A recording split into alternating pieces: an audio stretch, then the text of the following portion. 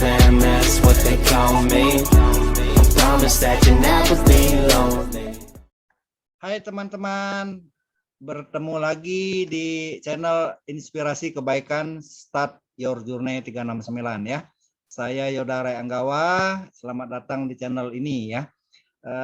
Agar bisa mendapat insight soal mindfulness dan kebaikan, silahkan tonton video ini sampai habis agar kita nggak gagal paham dan seterusnya ya. Kali ini saya kedatangan tamu istimewa ya, teman-teman saya di Pajajaran angkatan tahun 87 itu kan berbagai macam posisi sekarang ada yang tinggi sekali, ada yang biasa-biasa saja, ada yang jadi macam-macam profesi ada, bahkan di Bank Indonesia pun ada ya. Nah, maksud saya adalah kehidupan ini apalagi saat ini bulan Ramadan ya. Saya punya satu teman orang Sunda. Ini Sunda banget ini ya. Kebetulan saya paham lumayan lama saya di Bandung itu. Jadi Kang Diding Taryadi ya, ini karakternya kuat banget ya. Saya undang teman saya ini karena karakternya kuat. Jadi apa dan bagaimana Kang Diding nanti kita ngobrol. Jadi sebelumnya saya perkenalkan dulu, Kang Diding ini adalah seorang advokat ya.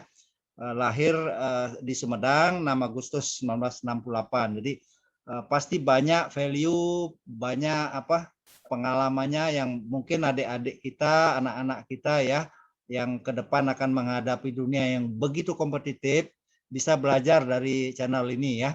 Nah, Kang Diding, apa kabar Kang Diding? Baik, alhamdulillah Kang Rai.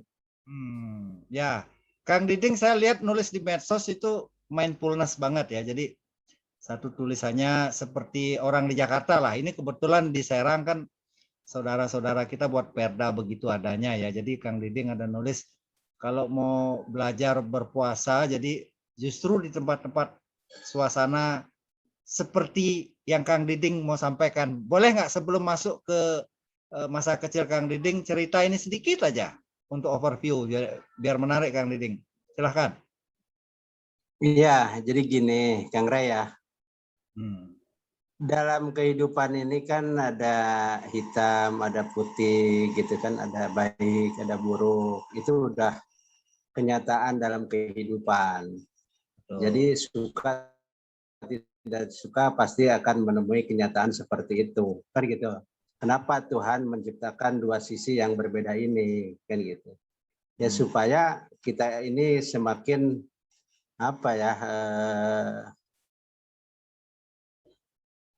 makin mendalami lah apalah arti hidup, apa tujuan hidup kan gitu. Apalagi kita sebagai orang beragama kan.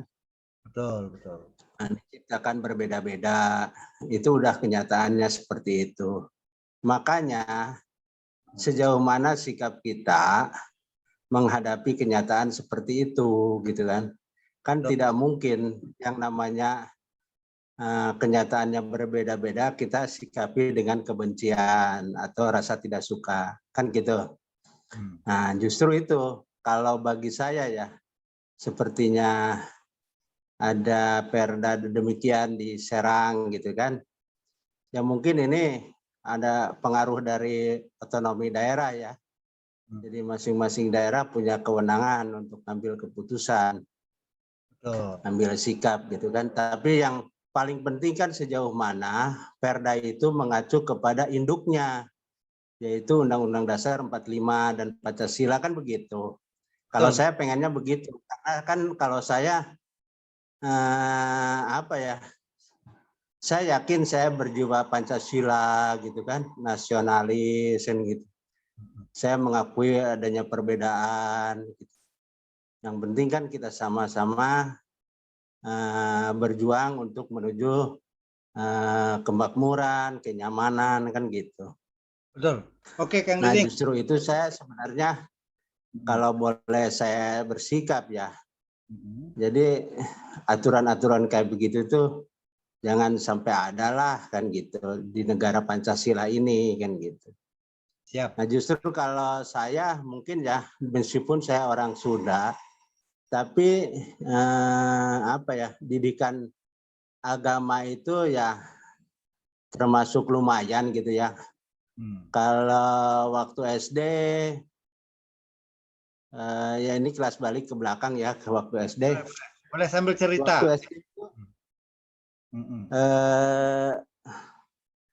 saya biasa ngaji di masjid atau di guru ngaji biasa itu.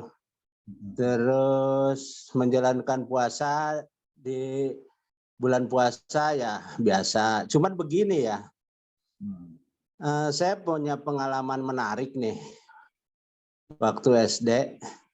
Karena kan kalau waktu SD itu kan yang namanya sekampung itu udah pasti deket ya. Nah, justru kalau tidak ikut nyabit rumput gitu kan, itu habis sekolah itu nggak ada teman. Jadi di kampung tuh kosong kan gitu. Otomatis harus punya kambing, harus nyabit rumput kan gitu. Nah, ini ada pengalaman menarik nih selama bulan puasa. Kalau ya waktu nyabit rumput. Jadi biasanya kalau nyabit rumput kan di pinggir sungai.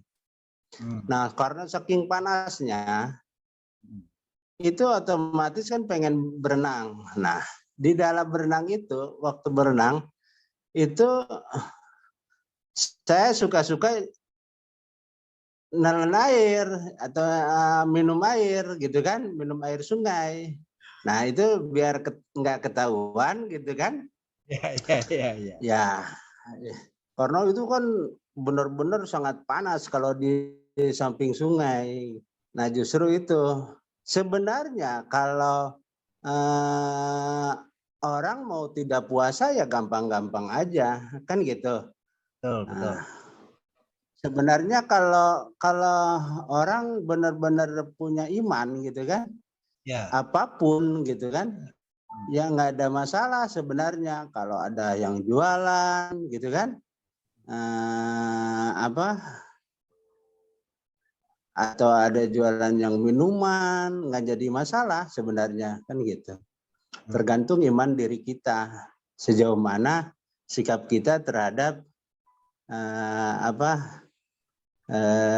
puasa itu sendiri kan gitu. Kalau benar-benar kita ingin menjalankan ibadah puasa, ya udah gitu kan, nggak ada masalah mengenai kenyataan seperti itu gitu.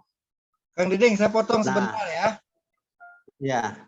Ya, jadi ini mungkin audiens kita mesti paham siapa Kang Diding tadi baru saya perkenalkan sedikit ya. Kang Diding ini Ya. lebih tepat saya nyebutnya street advokat. Jadi dari sekian banyak teman saya di Pajajaran, hanya beliau yang ngambil profesi ini. Sisanya mungkin ngambil yang banyak yang private gitu ya. Beliau ini punya spesialis di dunia advokat. Jadi salah satunya pembebasan tanah ya, pengalamannya pasti banyak ya di Tangerang maupun di Jakarta Barat, dan ini dunia keras, jadi street advokat kalau saya nyebutnya begitu. Jadi nggak semua advokat punya nyali bekerja di bidang seperti ini kan gitu ya Kang Diding ya, kira-kira ya, betul ya? Betul. Cocoknya Kang Diding ini jadi polisi tapi ternyata jadi advokat, walaupun sekolahnya dulu saya lihat jurusan sains tapi buntutnya ketemu di Fakultas Hukum dan sekarang kini jadi advokat ya gitu kira-kira. Nah, mindfulness apa ya di balik kerasnya dunia ini? Kang Diding tadi cerita soal kuat waktu mindfulness waktu sekolah ya, menjalankan taat agama tapi tetap berpancasila seperti itu. Apa yang melatar belakangi Kang Diding sampai hari ini biar ada legasi ke adik-adik kita, ke anak-anak kita ke depan itu, kenapa kita mesti punya mindfulness, punya kesadaran berpancasila seperti ini? Kira-kira boleh cerita Kang Diding, mungkin dari sisi pekerjaan, dari sisi rumah tangga, boleh ceritakan latarnya, kira-kira begitu. Monggo, mangga, silakan. Ya, jadi gini Kang Rey ya, saya ini kan dari kampung ya. Jadi yang namanya dari kampung serba keterbatasan, baik pergaulan, wawasan maupun biaya kan gitu. Betul. Jadi saya mengalir aja. Nah sebenarnya waktu masuk ke SMA juga saya jurusan fisika itu karena gengsi aja. Jadi kalau masuk ke jurusan fisika itu membanggakan kan gitu. Nah tapi waktu UMPTN gitu kan, saya bingung karena begitu kerasnya persaingan.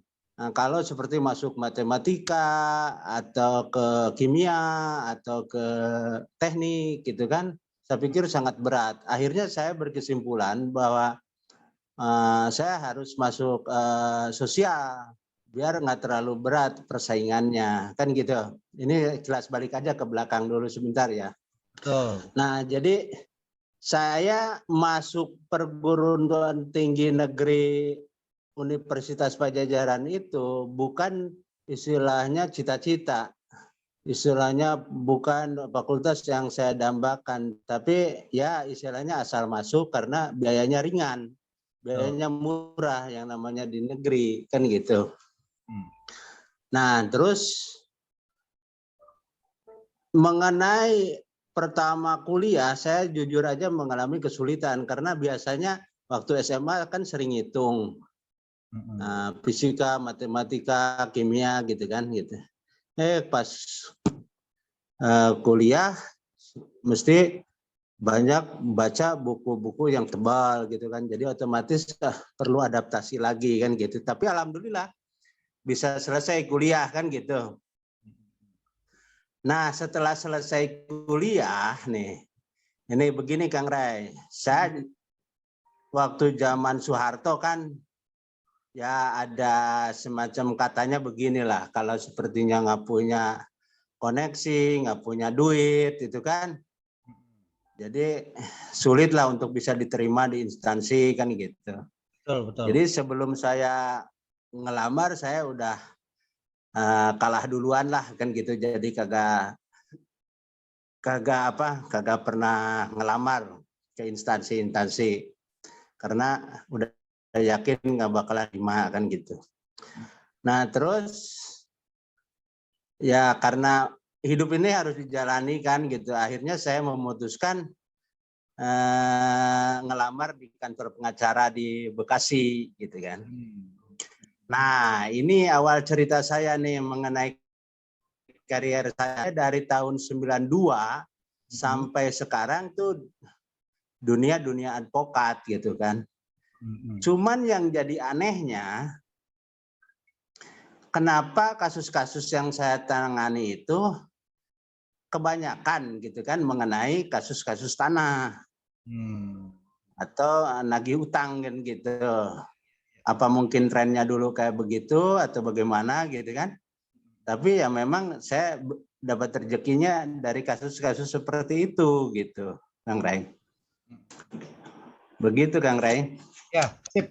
Oke, itu dunia pekerjaan. Nah, ini kan Kang Diding kan kepala rumah tangga juga ya, punya ada anak, ada istri, keluarga ada ya.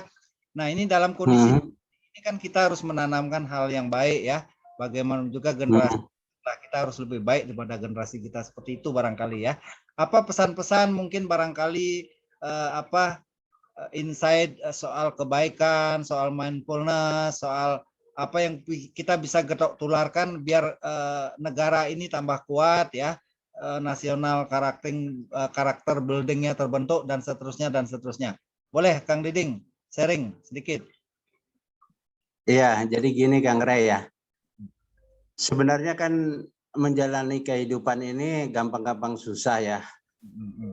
Artinya ya sebenarnya ya begitu rumit lah masalah yang dihadapi. Cuman kan kita ngalir aja gitu, Kang Ray. Yang namanya manusia pastilah semuanya juga punya masalah kan gitu. Cuman kita harus realistis juga gitu, atau pragmatis, nggak usah emosional gitu kan, jalani aja gitu. Terus rajin-rajin bersyukurlah kepada yang Maha Kuasa kan gitu. Yang namanya kita udah dikasih kesehatan, dikasih rezeki kan gitu. Jadi alhamdulillah lah saya udah bisa punya rumah kan gitu, seperti yang lain layaknya kan gitu. Ya. Itu aja Kang Ray. Ya, sip. Nah, terus barangkali begini ya, ini kan kita ini di Kang Diding kan di dunia advokat ya, dunia advokat itu kan banyak yang glamor gitu ya, banyak yang bourgeois lah teman-teman ya. Hanya seperti itu gitu. Kenapa Kang Diding masih tetap berkarakter ini? Malah yang saya lihat begini deh, a few good men untuk ukuran advokat ya. Kang Diding ini nasionalis banget lah ya, nasionalis banget lah ya, walaupun nggak mendapat benefit secara harta benda yang bertumpuk seperti teman-teman yang lain, tapi entah kenapa Kang Diding ini nasionalisnya tinggi sekali gitu. Jadi sering saya baca di sosmednya itu seperti apa ya, seperti mendapat sesuatu, padahal Kang Diding ini saya lihatnya natural, melakukannya dengan inisiatif sendiri. Kenapa punya sikap mindfulness seperti itu untuk bernegara, Kang Diding? Apa kira-kira tujuannya atau visi misinya seperti apa barangkali? Jadi gini Kang Raya, intinya harus banyak bergaul, ya kan? Betul. Terus ya supaya mengakui bahwa kenyataan kehidupan ini beraneka ragam. Nah, pernah nggak Kang Ray seperti saya nih nemenin teman saya yang agama Buddha, terus nemenin